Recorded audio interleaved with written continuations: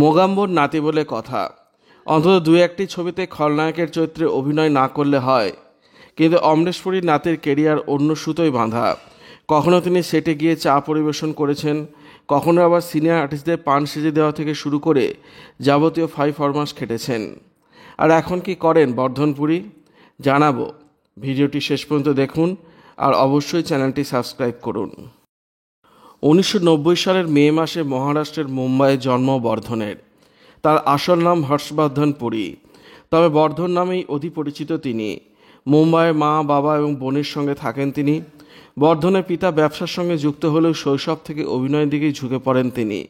তার ঠাকুরদা ছিলেন অমরেশ পুরী, বলিউডের জনপ্রিয় খলনায়ক মোগাম্বো। মুম্বাই থেকে স্কুল এবং কলেজের পড়াশোনা শেষ করেন বর্ধন। বিজনেস ম্যানেজমেন্ট নিয়ে পড়াশোনা করেন। 2011 সালে স্নাতক হন তিনি। অভিনয়ের প্রতি আগ্রহ থাকায় স্কুল জীবন থেকেই থিয়েটার দলের সঙ্গে যুক্ত হয়ে পড়েন। মাত্র 5 বছর বয়স থেকেই জাতীয় পুরস্কারপ্রাপ্ত ছবি নির্মাতা সত্যদেব দুবের কাছে নাটক শিখতে শুরু করেন বর্ধন। সত্যদেবের কাছে অভিনয় শিখেছিলেন অমরেশ পুরীও। কিশোর বয়সে প্রথম মঞ্চে অভিনয় করার সুযোগ পান বর্ধন। 90টিরও বেশি নাটকে অভিনয় করে ফেলেছেন তিনি। তার আগে মঞ্চের পিছনে কাজ সামলাতে ব্যস্ত থাকতেন তিনি। পরে পাড়ার সূত্রে খবর, স্কুল শেষ হওয়ার পর নাটকের রিহার্সালে চলে যেতেন বর্ধন। সেখানে গিয়ে সিনিয়র আর্টিস্টদের সমস্ত ফরমাস খাটতেন।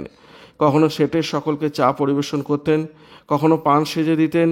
রিক্সা ডেকে দেওয়া থেকে শুরু করে মঞ্চ পরিষ্কার সবই করতে হতো বর্ধনকে। ছোটবেলায় শারীরিক সমস্যায় ভুগতেন বর্ধন। এক সাক্ষাৎকারে তিনি জানান যে বছরে 365 দিনের মধ্যে 250 দিন তিনি নাকি অসুস্থতার কারণেই হাসপাতালে থাকতেন।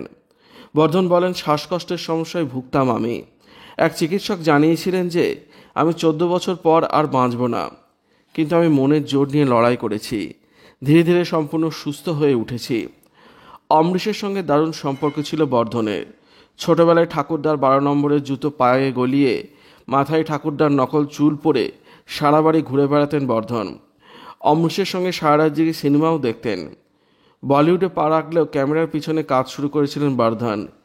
ইশাক জাদের, সুদ্দেশী, রোম্যান্স এবং দাওয়াতে ইস্কের মতো যশরাজ ফিল্ম প্রযোজনা সংস্থার হিন্দি ছবিতে সহকারী পরিচালক হিসেবে কাজ করেছেন বর্ধন। 2019 সালে ইয়েস আলী আশিকি ছবির মাধ্যমে বড় পর্দায় অভিনয়ের প্রথম সুযোগ পান বর্ধন। তারপর আশেক এবং দশমী নামের 2টি হিন্দি ছবিতে অভিনয় করেন তিনি, কিন্তু কোনো ছবি তেমন প্রচারে আসেনি। সোনু নিগম এবং উদিত নারায়ণের পুত্র আদিত্য নারায়ণের মিউজিক ভিডিওতে অভিনয় করেন বর্ধন। বড় পর্দার পাশাপাশি OTT পর্দায়ও নিজের কেরিয়ার গড়ে তোলেন তিনি।